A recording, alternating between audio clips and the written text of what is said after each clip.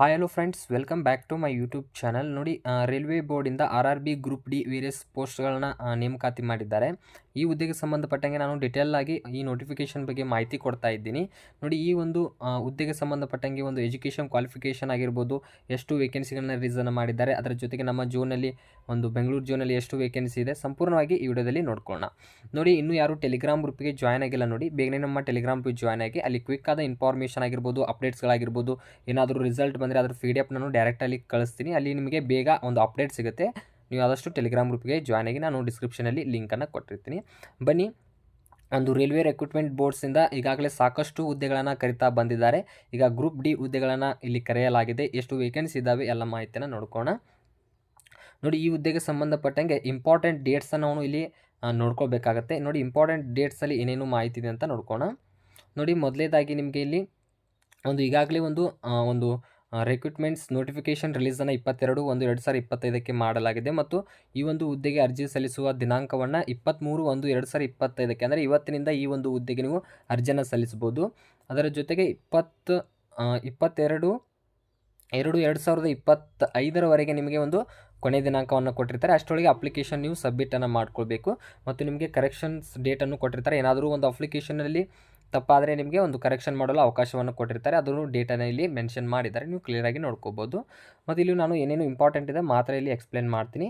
ನೋಡಿ, ಈ ಹುದ್ದೆಗೆ ಸಂಬಂಧಪಟ್ಟಂಗೆ ವೇರಿಯಸ್ ಪೋಸ್ಟ್ ಆಗಿರ್ಬೋದು, ಎಷ್ಟು ಸ್ಯಾಲ್ರಿ, ಬೇಸಿಕ್ ಸ್ಯಾಲ್ರಿ ಆಗಿರ್ಬೋದು, ಏಜ್ ಯಾವ ರೀತಿಯಾಗಿರುತ್ತೆ, ಟೋಟಲ್ ಆಗಿ ಎಷ್ಟು ವೇಕೆನ್ಸಿಯನ್ನು ರಿಲೀಸನ್ನು ಮಾಡಿದ್ದಾರೆ ಅಂತ ಇಲ್ಲಿ ಇನ್ಫಾರ್ಮೇಷನ್ ಕೊಟ್ಟಿರ್ತಾರೆ. ನೋಡಿ, ಇಲ್ಲಿ ನಿಮಗೆ 18ರಿಂದ 36 ಏಜ್ ಒಳಗೆ ಇರಬೇಕಾಗುತ್ತೆ. ಮತ್ತು ನಿಮಗೆ ಟೋಟಲ್ ಆಗಿ ಇಲ್ಲಿ 32,438 ವೇಕೆನ್ಸಿಯನ್ನು ರಿಲೀಸನ್ನು ಮಾಡಿದ್ದಾರೆ. ಇದು ಮುಂದೆ ನಿಮಗೆ ಹೆಚ್ಚು ಆಗ್ಬೋದು, ಹೆಚ್ಚು ವೇಕೆನ್ಸಿಯನ್ನು ಅವರು ರಿಲೀಸನ್ನು ಮಾಡ್ಬೋದು. ಈಗ ಸದ್ಯಕ್ಕೆ 32,000 ಕರೆಯಲಾಗಿದೆ. ನೆಕ್ಸ್ಟ್ ಇದಕ್ಕೆ ಸಂಬಂಧಪಟ್ಟಂಗೆ ಮತ್ತು ಏನೇನು ಡೀಟೇಲ್ಸ್ ಇದೆ ಅಂತ ನೋಡ್ಕೋಣ.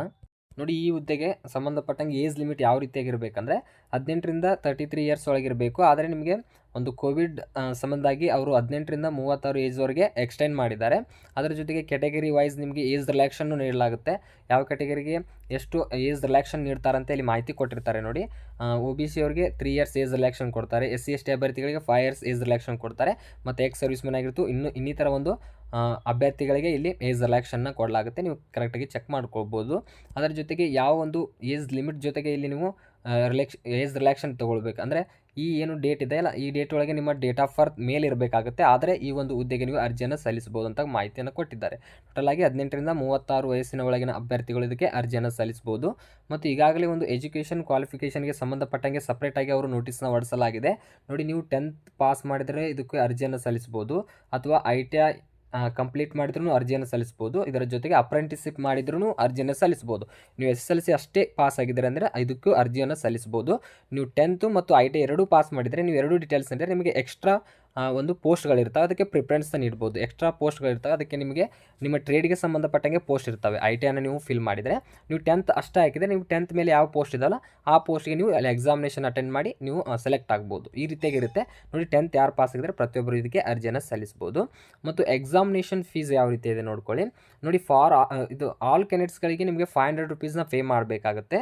ಮತ್ತು SC/ST ಅಭ್ಯರ್ಥಿಗಳಾಗಿರ್ಬೋದು, ಫಿಮೇಲ್ ಅಭ್ಯರ್ಥಿಗಳಾಗಿರ್ಬೋದು, ಟ್ರಾನ್ಸ್ಜೆಂಡರ್ PWD ಕ್ಯಾಂಡಿಡೇಟ್ಸ್ಗಳಿಗೆ 250 ರೂಪೀಸ್ ಪೇ ಮಾಡಬೇಕು. ಅದು ರಿಫಂಡಬಲ್ ಆಗಿರುತ್ತೆ. ನೋಡಿ, ಇಲ್ಲಿ OBC 500 ರೂಪೀಸ್ ಏನು ಪೇ ಮಾಡ್ತೀರಾ, ನೀವು ಎಕ್ಸಾಮಿನೇಷನ್ ಕಂಡಕ್ಟ್ ಮಾಡಿದ ಮೇಲೆ 400 ರೂಪೀಸ್ ನಿಮಗೆ ರಿಫಂಡ್ ಮಾಡ್ತಾರೆ. ಅಲ್ಲಿ ಅಪ್ಲೈ ಮಾಡುವಾಗ ಬ್ಯಾಂಕ್ ಡೀಟೇಲ್ಸ್ ಕೇಳ್ತಾರೆ, ನೀವು 500 ಪೇ ಮಾಡಬೇಕು, ಅದರಲ್ಲಿ 400 ರಿಫಂಡ್ ಮಾಡ್ತಾರೆ. ಮತ್ತು SC/ST ಅಭ್ಯರ್ಥಿಗಳು 250 ರೂಪೀಸ್ ಪೇ ಮಾಡಿದರೆ ನಿಮಗೆ 250 ರೂಪೀಸ್ನು ಮತ್ತೆ ಎಕ್ಸಾಮಿನೇಷನ್ ಕಂಪ್ಲೀಟ್ ಆದ ತಕ್ಷಣ ರಿಫಂಡ್ ಮಾಡ್ತಾರೆ. ಈ ರೀತಿಯಾಗಿ ಇನ್ಸ್ಟ್ರಕ್ಷನ್ಸ್ನ ನೀಡಿರ್ತಾರೆ, ನೀವು ಕರೆಕ್ಟಾಗಿ ಚೆಕ್ ಮಾಡ್ಕೋಬೋದು. ನೋಡಿ, ನಿಮಗೆ ಇಲ್ಲಿ ಒಂದು ಆಯ್ಕೆ ವಿಧಾನ ಯಾವ ರೀತಿಯಾಗಿರುತ್ತೆ ನೋಡಿ. ಮೊದಲೇದಾಗಿ ನಿಮಗೆ ಒಂದು CBT ಅಂದರೆ ಒಂದು ಎಕ್ಸಾಮಿನೇಷನ್ ಕಂಡಕ್ಟ್ ಮಾಡ್ತಾರೆ. ಈ ಎಕ್ಸಾಮಿನೇಷನ್ ಕಂಡಕ್ಟ್ ಮಾಡಿದ ತಕ್ಷಣ ನಿಮಗೆ ಒಂದು PET ಇರುತ್ತೆ, ಫಿಸಿಕಲ್ ಎಫಿಷಿಯನ್ಸಿ ಟೆಸ್ಟ್ ಅಂತ ಇರುತ್ತೆ. ಅದ್ರ ಮೇಲೆ ಅದನ್ನು ಸೆಲೆಕ್ಟ್ ಆದ ತಕ್ಷಣ ನಿಮಗೆ ಒಂದು ಡಾಕ್ಯುಮೆಂಟ್ ವೆರಿಫಿಕೇಷನ್ ಇರುತ್ತೆ. ಇದಾದ ತಕ್ಷಣ ಮೆಡಿಕಲ್ ಇರುತ್ತೆ. ಈ ರೀತಿ ಪ್ರೊಸೆಸ್ ಇರುತ್ತೆ ನಿಮಗೆ. ಮೊದಲು ನೀವು ಕಂಪ್ಯೂಟರ್ ಬೇಸ್ ಎಕ್ಸಾಮಿನೇಷನ್ನ ಕಂಡಕ್ಟ್ ಮಾಡಬೇಕಾಗುತ್ತೆ. ಅದ್ರ ಸಿಲೆಬಸ್ ಯಾವ ರೀತಿಯಾಗಿದೆ ಅಂತ ಚೆಕ್ ಮಾಡ್ಕೊಳ್ಳೋಣ. ನೋಡಿ, ಇಲ್ಲಿ ಸಿಲೆಬಸ್ ಯಾವ ರೀತಿಯಾಗಿದೆ ನೀವು ಚೆಕ್ ಮಾಡ್ಕೋಬೇಕು. ನಿಮಗೆ ಟೋಟಲ್ ಆಗಿ 100 ಕ್ವಶನ್ಸ್ ಇರುತ್ತೆ. ಅದರಲ್ಲಿ ಜನರಲ್ ಸೈನ್ಸ್ 25 ಕ್ವಶನ್ಸ್, ಮ್ಯಾಥಮೆಟಿಕ್ಸ್ 25 ಮತ್ತು general intelligence and reasoning 30 question ಇರುತ್ತೆ. ಮತ್ತು general awareness and current affairs 20 marks ಇರುತ್ತೆ. ಟೋಟಲ್ ಆಗಿ 100 ಮಾರ್ಕ್ಸ್ ಇರುತ್ತೆ, 100 ಕ್ವಶನ್ ಇರುತ್ತೆ. ನಿಮಗೆ ಇಲ್ಲಿ 1/3 ಮಾರ್ಕ್ ನೆಗೆಟಿವ್ ಮಾರ್ಕಿಂಗ್ ಇರುತ್ತೆ. ನೀವು 3 ತಪ್ಪಿದರೆ 1 ಮಾರ್ಕ್ ಇಲ್ಲಿ ನೆಗೆಟಿವ್ ಆಗುತ್ತೆ. ಈ ರೀತಿಯಾಗಿ ಇನ್ಸ್ಟ್ರಕ್ಷನ್ಸ್ನ ನೀಡಿರ್ತಾರೆ. ಈ ರೀತಿಯಾಗಿ ಸಿಲೆಬಸ್ನ ಅವರು ಮಾಹಿತಿ ಕೊಟ್ಟಿದ್ದಾರೆ. ಮೊದಲು ನಿಮಗೆ ಕಂಪ್ಯೂಟರ್ ಬೇಸ್ ಎಕ್ಸಾಮಿನೇಷನ್ನ ಕಂಡಕ್ಟ್ ಮಾಡ್ಕೊಂಡು ಆಮೇಲೆ PETಗೆ ಕರೆಯಲಾಗುತ್ತೆ. ನೋಡಿ ಎಕ್ಸಾಮಿನೇಷನ್ ಏನು ಕರೆಯಲಾಗುತ್ತೆ ಅಲ್ಲಿ 1:3 ಪ್ರಕಾರ 1:3 ಪ್ರಕಾರ ನಿಮಗೆ PET ಅವರು ಕರೆಯಲಾಗುತ್ತೆ. ಅಲ್ಲಿ PET ಒಳಗೆ ಏನಿರುತ್ತೆ ಅಂದರೆ ಮೇಲ್ ಕ್ಯಾಂಡಿಡೇಟ್ಸ್ಗಳಿಗೆ ಮತ್ತು ಫಿಮೇಲ್ ಕ್ಯಾಂಡಿಡೇಟ್ಸ್ ಸಪ್ರೇಟಾಗಿ ಮಾಹಿತಿ ಕೊಟ್ಟಿರ್ತಾರೆ. ನೋಡಿ 35 kgನ ನೀವು ಒಂದು ಬ್ಯಾಗ್ನ ತೊಗೊಂಡು ಹೋಗಬೇಕಾಗುತ್ತೆ. ಅದು 100 ಮೀಟರ್ 2 ಮಿನಿಟ್ಸ್ ಒಳಗೆ ಕಂಪ್ಲೀಟ್ ಮಾಡಬೇಕಾಗುತ್ತೆ. ಅಂದರೆ 35 kg ಒಂದು ಬ್ಯಾಗ್ ಇರುತ್ತೆ, ವೇಟ್ ಇರುವ ಬ್ಯಾಗ್, ಅದನ್ನು 100 ಮೀಟರ್ ನೀವು 2 ಮಿನಿಟ್ಸಲ್ಲಿ ಕಂಪ್ಲೀಟ್ ಮಾಡಬೇಕು. ಇದು ಮೇಲ್ ಕ್ಯಾಂಡಿಡೇಟ್ಸ್ಗಳಿಗೆ. ಮತ್ತು ಫಿಮೇಲ್ ಕ್ಯಾಂಡಿಡೇಟ್ಗಳಿಗೆ 20 kg ಒಂದು ಬ್ಯಾಗ್ ಇರುತ್ತೆ. ಆ ಬ್ಯಾಗ್ನ ನೀವು 100 ಮೀಟರ್ 2 ಮಿನಿಟ್ಸ್ ಒಳಗೆ ಕಂಪ್ಲೀಟ್ ಮಾಡಬೇಕಾಗುತ್ತೆ. ಇದು ಫಿಮೇಲ್ ಕ್ಯಾಂಡಿಡೇಟ್ಸ್ಗಳಿಗೆ. ಅದರ ಜೊತೆಗೆ 1000 ಮೀಟರ್ನ ನೀವು 4 ನಿಮಿಷ 15 ಸೆಕೆಂಡ್ನಲ್ಲಿ ಮೇಲ್ ಕ್ಯಾಂಡಿಡೇಟ್ಸ್ಗಳು ಓಡಬೇಕಾಗುತ್ತೆ. ಮತ್ತು ಫಿಮೇಲ್ ಕ್ಯಾಂಡಿಡೇಟ್ಗಳು 1000 ಮೀಟರ್ 5 ನಿಮಿಷ 40 ಸೆಕೆಂಡ್ ಒಳಗೆ ಕಂಪ್ಲೀಟ್ ಮಾಡಬೇಕಾಗುತ್ತೆ. ಈ ಎರಡು ಫೀಟ್ ಇರುತ್ತೆ. ಇದನ್ನು ಕಂಪ್ಲೀಟ್ ಮಾಡಿದರೆ ನೀವು ನೆಕ್ಸ್ಟು ಒಂದು ಫೈನಲ್ ಲಿಸ್ಟಿಗೆ ವೇಟ್ ಮಾಡಬೇಕಾಗುತ್ತೆ. ಇದು ಕಂಪ್ಲೀಟ್ ಆದ ತಕ್ಷಣ ನಿಮಗೆ ಏನು ಮಾಡ್ತಾರೆ ಅಂದರೆ ಒಂದು ಡಾಕ್ಯುಮೆಂಟ್ ವೆರಿಫಿಕೇಷನ್ ಮಾಡ್ಕೊಳ್ತಾರೆ. ಡಾಕ್ಯುಮೆಂಟ್ ವೆರಿಫಿಕೇಷನ್ ಮಾಡಿ ನೆಕ್ಸ್ಟ್ ಮೆಡಿಕಲ್ ಮಾಡ್ಕೊಂಡು ಫೈನಲ್ ಲಿಸ್ಟನ್ನು ಅವರು ಬಿಡುಗಡೆಯನ್ನು ಮಾಡ್ತಾರೆ. ನೋಡಿ ನಿಮಗೆ ಒಂದು ಝೋನ್ ಪ್ರಕಾರ ನಿಮಗೆ ಇಲ್ಲಿ ಸೀಟ್ಗಳನ್ನ ಹಂಚಿಕೆ ಮಾಡಿರ್ತಾರೆ. ನಮ್ಮ Hubli zone south western railway ಹುಬ್ಳಿಯಲ್ಲಿ ಎಷ್ಟು ವೇಕೆನ್ಸಿ ಇದ್ದಾವೆ ನೋಡಿ. ನೀವು ಏನು ಝೋನ್ಸ್ಗಳಿರ್ತವೆ ಹುಬ್ಳಿ ಝೋನ್ಸ್ಗೆ ಮಾತ್ರ ಅಪ್ಲೈ ಮಾಡೋಂಥ ಅವಶ್ಯಕತೆ ಇಲ್ಲ. ನೀವು ಬೇರೆ ಝೋನ್ಗೂ ಅಪ್ಲೈ ಮಾಡ್ಬೋದು. ನೀವು ಹುಬ್ಳಿ ಝೋನ್ಗೆ ಮಾಡಿದ್ರೂ ಮಾಡ್ಬೋದು, ಅಥವಾ ಬೇರೆ ಝೋನ್ಗೆ ಅಪ್ಲೈ ಮಾಡ್ತೀನಿ ಅಂದ್ರೂ ಮಾಡ್ಬೋದು. ಅಲ್ಲಿ ಕಟಪ್ ಮೇಲೆ ನಿಮಗೆ ಅಲ್ಲಿ ಮೆರಿಟ್ ನಿಂದಿರುತ್ತೆ. ನಮ್ಮ ಹುಬ್ಳಿ ಝೋನಲ್ಲಿ ಯಾವ ರೀತಿ ಪೋಸ್ಟ್ಗಳಿದ್ದಾವೆ, ಎಷ್ಟು ವೇಕೆನ್ಸಿಯನ್ನು ರಿಸರ್ವ್ ಮಾಡಿದ್ದಾರೆ ಅಂತ ನೋಡ್ಕೋಬೋದು. ಟೋಟಲ್ ಆಗಿ ನಮಗೆ 503 ಸೀಟ್ಗಳನ್ನ ರಿಸರ್ವ್ ಮಾಡಿರ್ತಾರೆ ನಮ್ಮ ಒಂದು ಸೌತ್ ವೆಸ್ಟರ್ನ್ ರೈಲ್ವೆ ಹುಬ್ಳಿಯಿಂದ. ಅಲ್ಲಿ ಎಷ್ಟು ಯಾವ್ಯಾವ ಪೋಸ್ಟ್ ಇದ್ದಾವೆ ಅಂತ ನಿಮಗೆ ಇಲ್ಲಿ ಡಿಕ್ಲೇರ್ ಆಗಿ ಮಾಹಿತಿ ಕೊಟ್ಟಿರ್ತಾರೆ. ನೋಡಿ ನೀವು ಏನು 10th ಪ್ಲಸ್ ITಯನ್ನು ಏನಾದರೂ ಡೀಟೇಲ್ಸ್ ನೀಡಿದರೆ, ಅಂದರೆ ಎಜುಕೇಷನ್ ಡೀಟೇಲ್ಸ್ ನೀಡಿದರೆ ಇದರಲ್ಲಿ ನಿಮ್ದು ಯಾವ ಟ್ರೇಡ್ ಇದೆ ಅದಕ್ಕೆ ಸಂಬಂಧಪಟ್ಟಂಗೆ ಡೈರೆಕ್ಟಾಗಿ ಅವರೇ ಒಂದು ಪ್ರಿಫರೆನ್ಸನ್ನು ನೀಡಿಬಿಡ್ತಾರೆ, ಯಾವ ನಿಮಗೆ ಹುದ್ದೆಗಳು ಇದಕ್ಕೆ ಎಲಿಜಿಬಲ್ ಇದ್ದಾವೆ ಅಂತ. ನೀವು 10th ಹಾಕಿದರೆ ಯಾವ ಎಲಿಜಿಬಲ್ ಪೋಸ್ಟ್ ಇದ್ದಾವೆ ಅಂತ ನೀವು ಚೆಕ್ಕನ್ನು ಮಾಡ್ಕೋಬೋದು. ನೋಡಿ ಇಷ್ಟು ಪೋಸ್ಟ್ಗಳಿದ್ದಾವೆ. ನಿಮಗೆ ಕ್ಯಾಟಗರಿ ವೈಸ್ ರಿಸರ್ವೇಷನ್ ಮೂಲಕ ಸೀಟ್ಗಳನ್ನ ಹಂಚಿಕೆ ಮಾಡಿರ್ತಾರೆ. ಈ ರೀತಿಯಾಗಿ ನಮ್ಮ ಝೋನಲ್ಲಿ ಈ ರೀತಿಯಾಗಿದೆ. ಮತ್ತು ಹಲವಾರು ಝೋನ್ಸ್ಗಳಿರ್ತವೆ, ನೀವು ಚೆಕ್ ಮಾಡ್ಕೋಬೋದು. ಈ ಝೋನ್ಗೂ ನೀವು ಅಪ್ಲೈ ಮಾಡ್ಬೋದು, ಬಟ್ ಅಲ್ಲಿ ಕಟ್ ಆಫ್ ಇರುತ್ತೆ. ಆಲ್ಮೋಸ್ಟ್ ಆಲ್ ನಮ್ಮ ಹುಬ್ಳಿಯಲ್ಲಿ ಕಟ್ ಆಫ್ ಕಡಿಮೆ ಇರುತ್ತೆ. ಆದಷ್ಟು ನೀವು ಹುಬ್ಳಿಗೆ ನೀವು ಝೋನ್ಗೆ ಅಪ್ಲೈ ಮಾಡ್ಕೊಳ್ಳಿ. ನೋಡಿ ಈ ರೀತಿಯಾಗಿರುತ್ತೆ. ನಾನು ಏನು ಇದರಲ್ಲಿ ವಿಡಿಯೋದಲ್ಲಿ ಇಂಪಾರ್ಟೆಂಟ್ ಏನು ಡೀಟೇಲ್ಸ್ ಇದೆಲ್ಲ ಮಾತ್ರ ಮಾಹಿತಿ ಕೊಟ್ಟಿದ್ದೀನಿ. ಡೀಟೇಲಾಗಿ ಇಲ್ಲಿ ಏನೇನು ಇಂಪಾರ್ಟೆಂಟ್ ಅಂದರೆ, ನೀವು ಇಲ್ಲಿ ಈ ಹುದ್ದೆಗೆ ಅರ್ಜಿಯನ್ನು ಸಲ್ಲಿಸಬೇಕಂದ್ರೆ 10th ಪಾಸ್ ಆಗಿರಬೇಕು. ಏನಾದರೂ ITI ಇತ್ತಂದರೆ ನೀವು ಇದರ ಡೀಟೇಲ್ಸ್ ಇಟ್ಕೊಳ್ಳಿ. ಇನ್ನೂ ಹೆಚ್ಚಿಗೆ ಪೋಸ್ಟ್ಗಳು ಇರ್ತವೆ ಅದಕ್ಕೆ ಟ್ರೇಡ್ಗೆ ಸಂಬಂಧಪಟ್ಟಂಗೆ.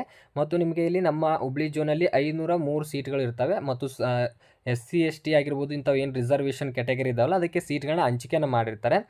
ಮತ್ತು ನಿಮಗೆ ಇಲ್ಲಿ ಮೊದಲು ಒಂದು CBT ಎಕ್ಸಾಮಿನೇಷನ್ನ ಕಂಡಕ್ಟ್ ಮಾಡ್ತಾರೆ. ಇದಾದ ತಕ್ಷಣ PET ಆಗುತ್ತೆ. ಈ PETಯಲ್ಲಿ 1:3 ಅಭ್ಯರ್ಥಿಗಳನ್ನ ಆಯ್ಕೆ ಮಾಡ್ಕೊಳ್ತಾರೆ. ಈ PET ಕಂಪ್ಲೀಟ್ ಆದ ತಕ್ಷಣ ಒಂದು ಡಾಕ್ಯುಮೆಂಟ್ ವೆರಿಫಿಕೇಷನ್ ಆಗುತ್ತೆ.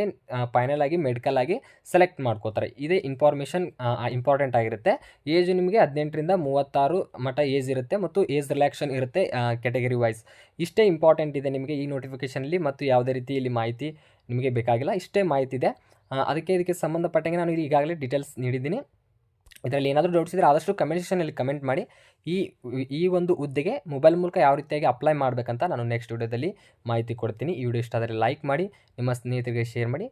Okay, thank you for the watching.